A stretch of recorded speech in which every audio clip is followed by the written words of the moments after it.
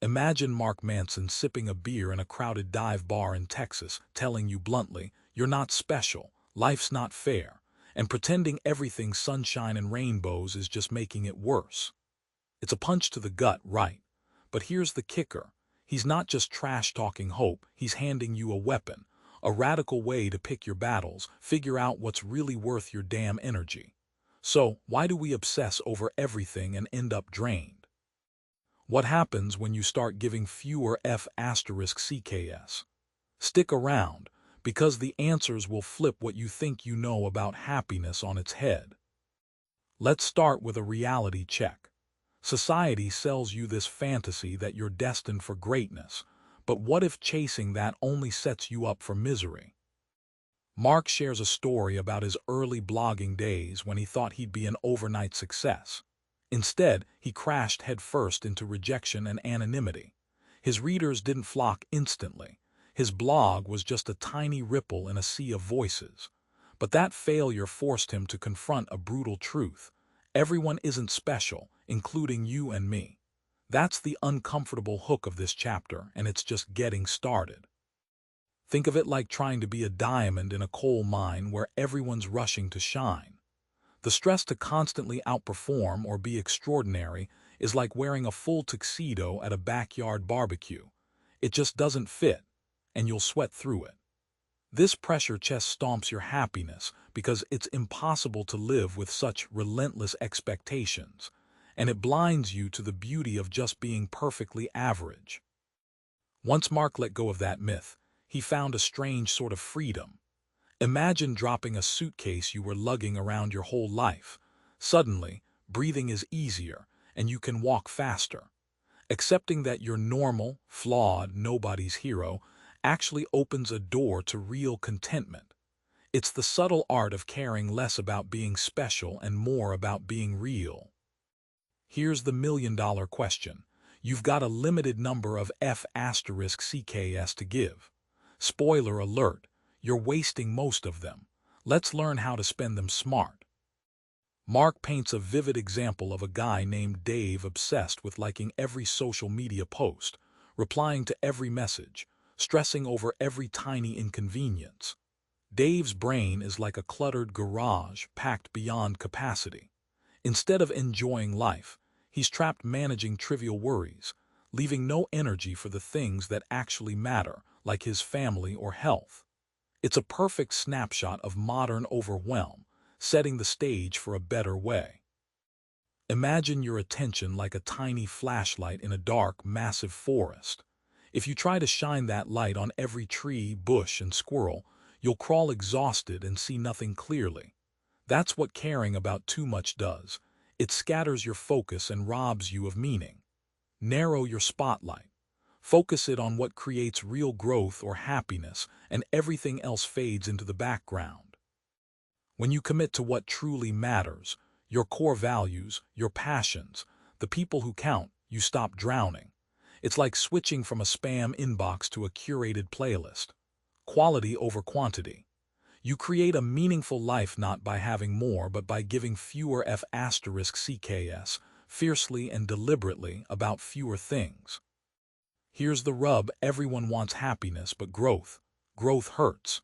Manson dares to say, stop running from pain, it's your ticket to a better life.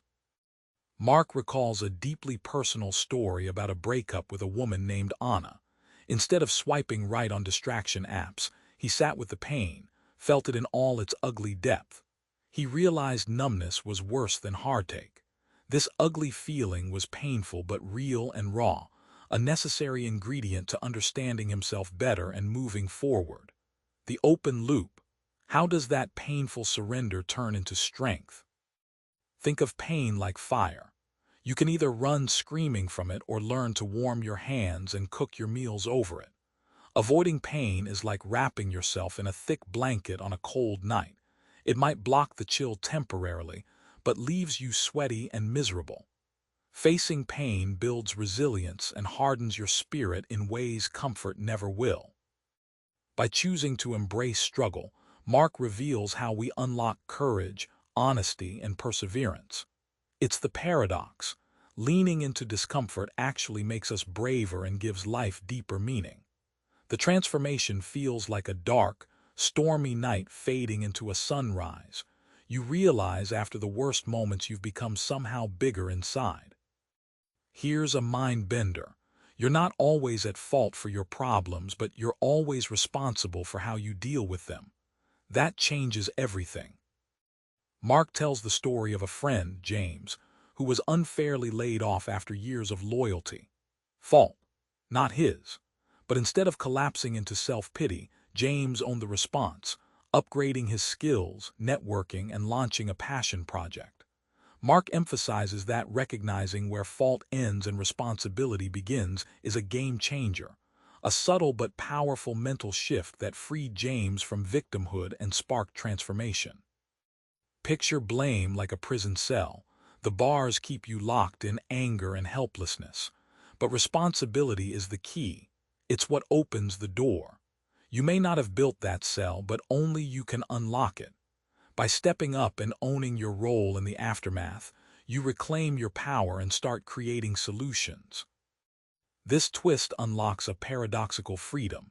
You can't control what happens to you, but owning your reactions means control returns in a far more important form.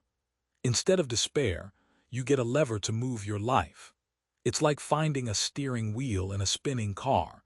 You stop being a helpless passenger and start driving. Finally, Mark hits on something crucial. Your life is defined by the values you live by. But not all values are created equal. Mark contrasts superficial values like chasing wealth, status, or fame with deeper ones like honesty, curiosity, and kindness. He tells a story of a young man obsessed with Instagram likes, feeling empty despite thousands of followers. When the obsession shattered, he found meaning volunteering with the homeless. This tale exposes how fake values keep us shallow and restless, setting up the reveal about which values truly sustain.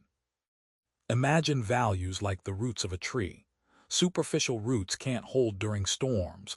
They snap easily, and the whole tree tumbles. Strong, nourishing roots dig deep into the earth and keep the tree standing firm. Your values are the anchors during life's wild winds. Bad values are sugar that tastes sweet but leaves you malnourished. Good values are the sturdy soil that feeds your spirit. When you choose and commit to solid values, you build a life that's resilient, purposeful, and real. Even when everything else falls apart, as Mark's stories prove, you stand firm. This isn't about being perfect, but about caring enough about something worthy to survive the inevitable messiness of life. Remember that dive bar scene. Mark's raw truth that you're not special sets the tone for a new way. Stop giving a F***ck about the noise and start choosing what truly deserves your energy. You've got limited F***cks. Treat them like gold. Lean into pain instead of fleeing it. It's the forge of your character. Take responsibility for your reactions, not the blame game, and build your life around values that really matter. So tonight, try this. Name one thing you've been wasting F***ks on and gently drop it. Feel the weight lift. That's your first step. Subscribe for more book summaries like this one.